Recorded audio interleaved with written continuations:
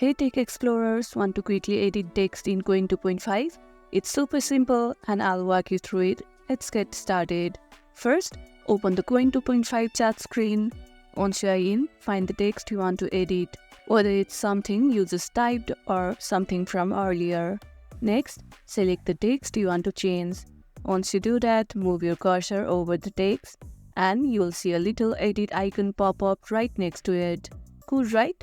Go ahead and tap on that edit icon and you can now make your changes. While we're here, what's the most common text you find yourself editing in QWEN? Drop your answer in the comments below.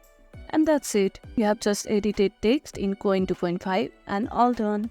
If you found this video helpful, don't forget to like, share and subscribe and let me know your thoughts in the comments. See you in the next one.